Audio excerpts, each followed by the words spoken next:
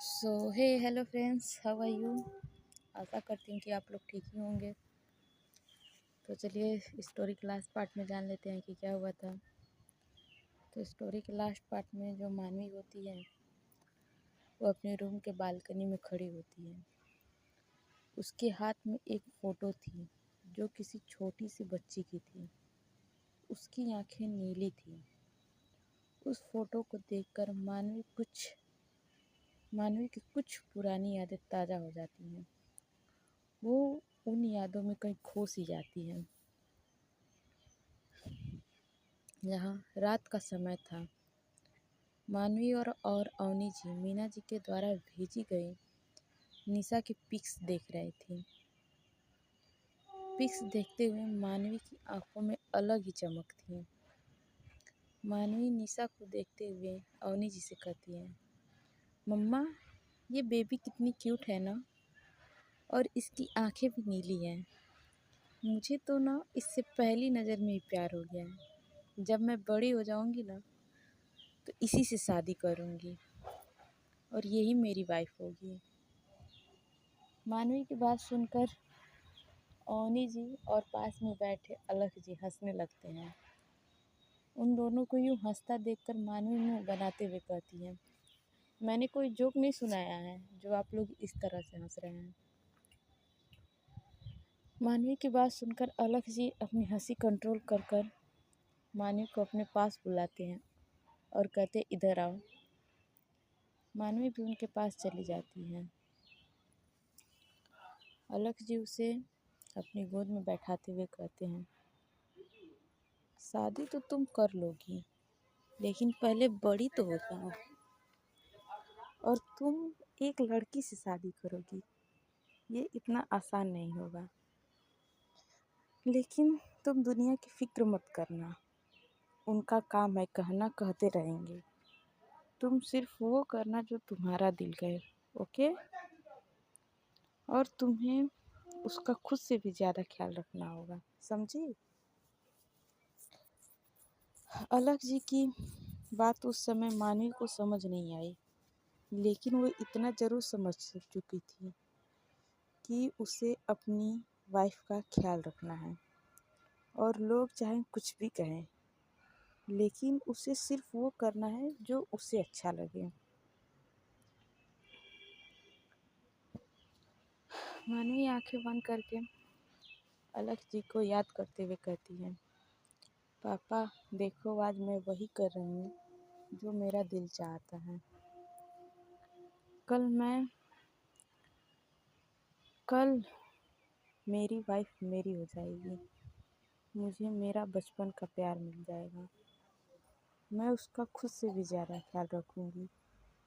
लेकिन इन सब के लिए मुझे बस आपका आशीर्वाद चाहिए। ये कहते हुए मानवी के चेहरे पर एक हल्की सी मुस्कान आ जाती है। खैर इसी तरह ये रात भी बीत जाती है। अगली सुबह आज मानवी और निशा की शादी का दिन था। चारों तरफ शादी की तैयारियां चल रही थी। शादी सिंपल ही होने वाली थी, तो ज़्यादा लोगों को नहीं बुलाया गया था। बस कुछ महिमा जी के खास लोग थे। बाकी मानवी की तरफ से उसका असिस्टेंट और बॉडीगार्ड थे। हाल में मंडप सजा हुआ था। पंडित जी मानवी से शादी के पहले की रस्म करवा रहे थे। मानवी ने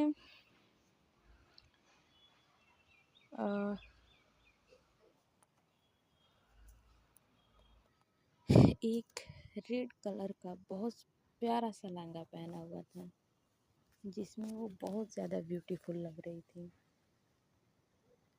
सब कुछ अच्छा चल रहा था, तभी बाहर किसी शोर की आवाज़ सुनाई देती है। धीरे धीरे उन लोगों की आवाज़ नज़दीक होती जा रही थी। थोड़ी देर बाद कुछ लोग कहना गलत होगा, समाज के ठेकेदार भी कह सकते हैं, आते हैं। गार्ड ने उन्हें रोकने की बहुत कोशिश की, लेकिन वो नहीं माने। इसीलिए महिमा जी उनके पास जाती है। वो कुछ कह रहे थे, महिमा जी उन्हें समझाने की कोशिश कर रही थी, लेकिन वो मान ही नहीं रहे थे। मानवी दूर थी, इसलिए उसे सुनाई नहीं दे रहा था। इसलिए मानवी मंडप से उठ के उनके पास जाती है।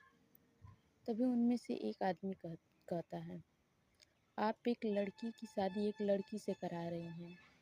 ये नियमों के विरुद्ध है। इस समाज के लिए यह एक कलंक है। तभी वहाँ पे सबको एक आवाज़ सुनाई देती है, बस बहुत हुआ। आप होते कौन है हमें सही गलत बताने वाले? हाँ, वो मानवी थी।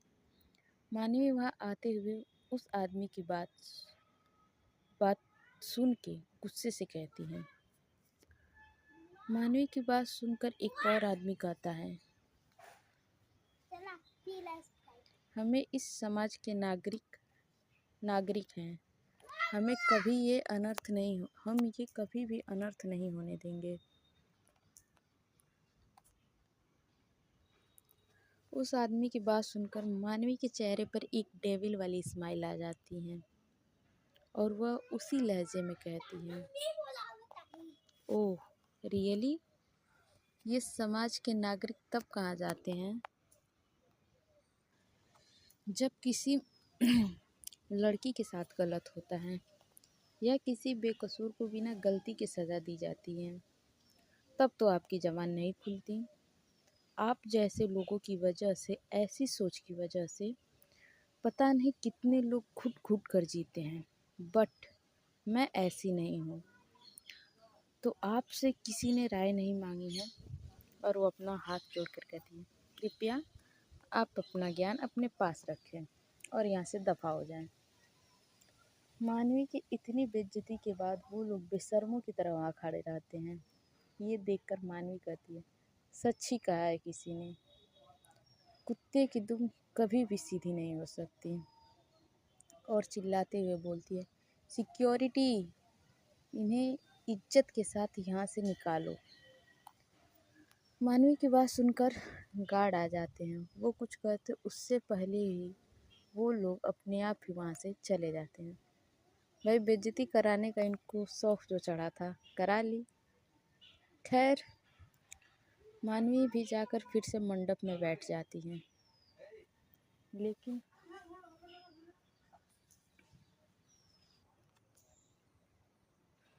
वो इस वक्त बहुत गुस्से में थी। उसके चेहरे से साफ पता लग रहा था। वहीं दूसरी तरफ निशा भी एकदम रेडी होकर बैठी थी। उसने भी सेम मानवी की जैसे ही लहंगा पहना हुआ था। वो थोड़ा नर्वस लग रही थी। तभी उसके रूम का गेट खुलता है और आरू अंदर आती है। उसने भी सिंपल सा बेबी पिंक कलर का लॉन्ग फ्रॉक सूट पहन रखा था, जिसमें वो बहुत प्यारी लग रही थी। वो निशा के पास आती है और उसकी नज़र उतारते हुए कहती है, हाय कितने प्यारे लग रहे हो आप भाभी, किसी की नज़र ना लगे। इतना कह वह निशा की बलाइयाँ लेने लगती है। आरू की बात सुनकर निशा भी हल्का सा मुस्कुरा देती है।